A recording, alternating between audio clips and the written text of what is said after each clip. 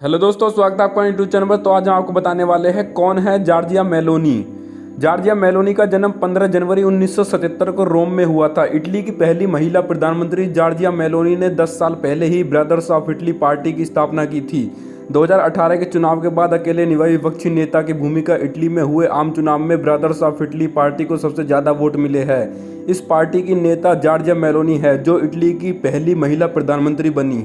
Meloni को Italy के फांसीवादी तानाशाह बेनिटो मुसेलिनो का समर्थक और इस्लामोफोबिया नेता माना जाता है।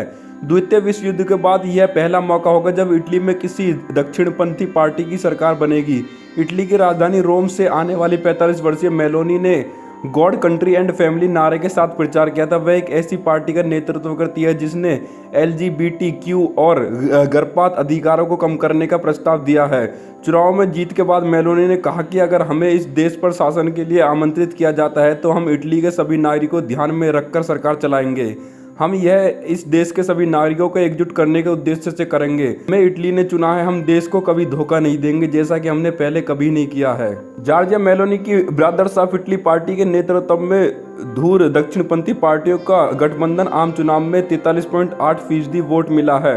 वहीं मेलोनी की पार्टी ब्रदर्स ऑफ इटली को अकेले 26% वोट हासिल हुआ है। वहीं गठबंधन में उसके सहयोगी माटेओ साल्विनी की पार्टी द लीगा को 8.8, सिल्वियो बर्लुस्कोनी की फोर्जा इटाली को 8% वोट हासिल हुआ है। वामपंथी गठबंधन जिसका नेतृत्व डेमोक्रेटिक पार्टी कर रही है, उसे 19% वोट मिला है। इटली के पूर्व प्रधानमंत्री ग्यूसेप कोंटे की 5 स्टार मूवमेंट पार्टी को सिर्फ 15.3% वोट हासिल हुआ है। वोटों की गिनती शुरू होते ही डेमोक्रेटिक पार्टी ने हार मान ली और नतीजों को देश के लिए एक दुखद शाम बताया। 2012 में बनाई थी ब्रदर्स ऑफ इटली नाम से पार्टी 1992 में नव फांसीवादी राजनीतिक दल इटालियन सोशल मूवमेंट MSI की युवा शाखा यूथ फ्रंट में शामिल हुई। बाद में वह नेशनल अलायंस AN के छात्र आंदोलन स्टूडेंट एक्शन की राष्ट्रीय नेता बनी। वह 1998 से 2002 तक रोम प्रांत की काउंसलर भी रही, जिसके बाद वह AN की युवा शाखा यूथ एक्शन की अध्यक्ष बनी। 2008 में उन्होंने बर्लुस्कोनी 4 कैबिनेट में युवा मंत्री नियुक्त किया गया। वह इस पद पर साल 2011 तक काबिज रही। 2012 में उन्होंने ब्रदर्स ऑफ इटली नाम की पार्टी की स्थापना की और 2014 में इसके अध्यक्ष बन गई।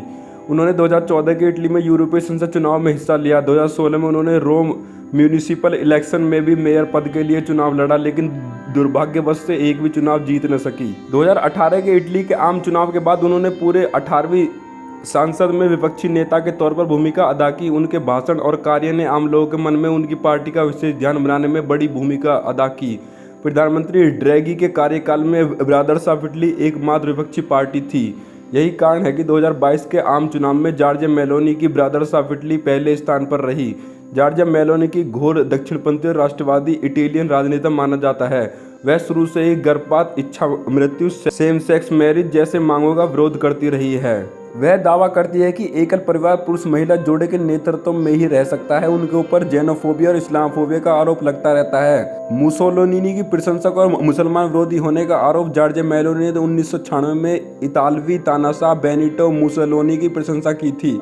इतना ही नहीं, वह 2020 में नाजी सहयोगी MSI के संस्थापक जियोर्जियो अलेमराटो की प्रशंसा कर भी विवादों में रही थी।